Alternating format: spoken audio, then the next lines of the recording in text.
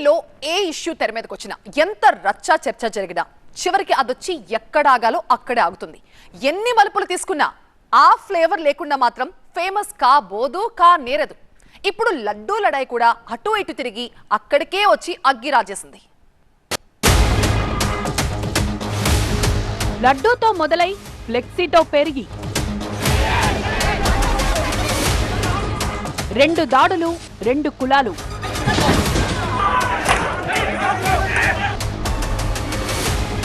ఓవైపు బీసీలు, మరోవైపు కాపులు. ఏపీ రాజకీయాల్లో ఇప్పుడేం నడుస్తోందంటే అంతా శ్రీవారి లడ్డూని గుర్తు చేసుకుంటున్నారు. తిరుమల లడ్డూలో కల్తీ నెయ్యి వాడారంటూ అప్పుడెప్పుడో మొదలైన రచ్చ ఇప్పటికీ కొనసాగుతూనే ఉంది. రిపోర్ట్ల రగడ నడుస్తోండగా ఇటీవల గుంటూరులో ఏర్పాటైన ఫ్లెక్సీల పుణ్యమా అని జగడం మరింత ముదిరింది. అది కాస్త వైసీపీ నేతల ఇళ్ల మీద దాడులకు దారితీసింది. చంద్రబాబుపై అనుచిత వ్యాఖ్యలు చేశారంటూ Be mine with the Joyalukas Be Mine Heart to Heart Valentine's collection. Ha, very smart. This year, on the purchase of jewelry worth $1,000 and above, you can receive exciting cashback vouchers, 100% value on old gold exchange, 100% value on diamond exchange, and much more only till February 15, 2026. అటు అంబటి నివాసంపై, ఇటు జోగి రమేష్ ఇంటిపై దాడి చేశారు TDP కార్యకర్తలు. మాజీ మంత్రుల ఇళ్లపై జరిగిన వరుస దాడులు రాష్ట్ర రాజకీయాల్ని షేక్ చేసేస్తున్నాయని చెప్పాలి. ఇటీవల అంబటి కుటుంబానికి జగన్ పరామర్శతో అది పీక్స్ కు వెళ్ళింది.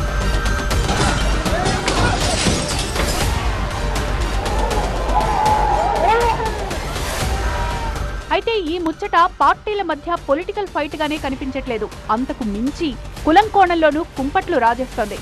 2 దాడులు 2 కులాలు అన్నట్లుగా అగ్గి రాజేస్తోంది ఈ వ్యవహారం. ఇద్దరు మాజీ మంత్రుల్లో అంబటి రాంబాబు కాపు సామాజిక వర్గానికి చెందినవారు కాగా, మరొకరు జోగి రమేష్ బీసీ సామాజిక వర్గానికి చెందినవారు. దీంతో ఈ 2 కులాల సైడ్ నుంచి నరుక్కొచ్చేలా వైసీపీ ప్లాన్ చేస్తున్నట్లు కనిపిస్తోంది. కులానికి ఈ దాడులకు సంబంధం ఏంటంటూ కూటమి నేతలు ఎదురుదాడి చేస్తోన్నా, వైసీపీకి చెందిన ఆయా వర్గాల నేతలు మాత్రం తమ వాయిస్ ని రైజ్ చేసే ప్రయత్నాన్ని మాత్రం ఆపడలేదు.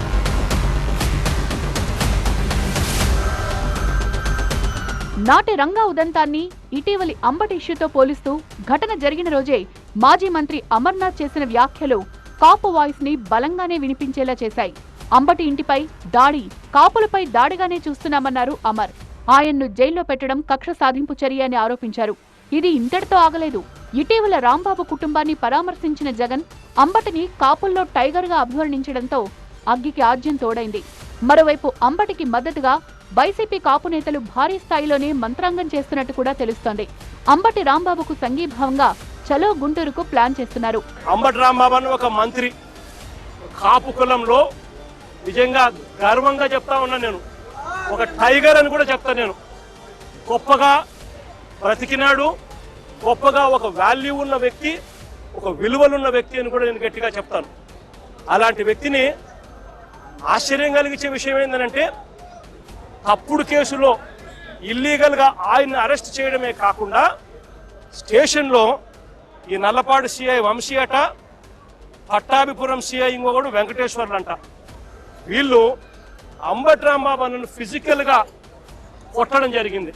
1988లో ఆ రోజు ప్రతిపక్షంగా వంగవీటి మోహనరంగ కాంగ్రెస్ పార్టీ శాసనసభ్యుడిగా ఆ రోజు విజయవాడ ప్రాంతంలో తెలుగుదేశం పార్టీని, రాష్ట్రంలో ఆ రోజు తెలుగుదేశం పార్టీని ఎదిరించేటువంటి కార్యక్రమం చేస్తే, పేద ప్రజల కోసం ఆ రోజు దీక్ష చేస్తే, ఆ దీక్షలో వారిని హత్య చేసినటువంటి ఘటన నేటికి కూడా ఈ రాష్ట్ర ప్రజలు మర్చిపోలేరు. కాపుల కథ అలా ఉంటే ఇప్పుడు ఈ ఇష్యూలో బీసీ కోణం కూడా తెరమీదకొచ్చింది.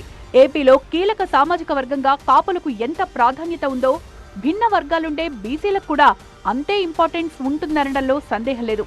అందుకే జోగి రమేష్ ఇంటిపై జరిగిన దాడిని బీసీలపై దాడిగా చెప్తోంది వైసీపీ. బీసీ బిడ్డను అంతం చేయాలనే కుట్ర జరిగిందంటూ జోగి చేసిన విమర్శలు అదే విషయాన్ని స్పష్టం చేస్తున్నాయి.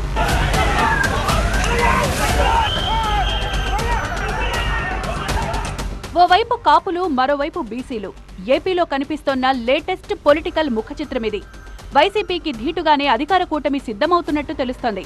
ఇటీవల పవన్తో చంద్రబాబు ప్రత్యేక భేటీలో అయినా, కూటమి పక్షాల సమావేశంలో అయినా అదే విషయమై చర్చ జరిగినట్టు తెలుస్తోంది. సామాజిక సమీకరణలు తెరమీదకొస్తోన్న వేళ వైసీపీకి అవకాశం ఇవ్వకుండా జనాల్లోకి వెళ్లాలని నిర్ణయించినట్టు కనిపిస్తోంది. కాపుల లైన్లో జనసేన, బీసీ లైన్లో టీడీపీ బలంగా ముందుకు వెళ్లి లడ్డూ లడాయిలో ప్రత్యర్థికి అవకాశం ఇవ్వకుండా ప్లాన్ చేస్తున్నట్టు తెలుస్తోంది. ఇక అంబటి కాపు వర్గం నాయకుడే అయినా ప్రస్తుత పరిస్థితుల్లో ఆ క్యాస్ట్ ఆయనకు మద్దతుగా నిలుస్తుందా అన్నది కూడా కీలకమే.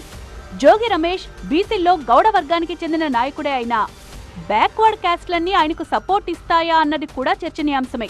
మరి వైసీపీ వ్యూహం ఎంతవరకు సక్సెస్ అవుతుందో, దానికి విరుగుడుగా కూటమి వేసే ప్రతి వ్యూహం ఎలా పనిచేస్తుందో చూడాలి.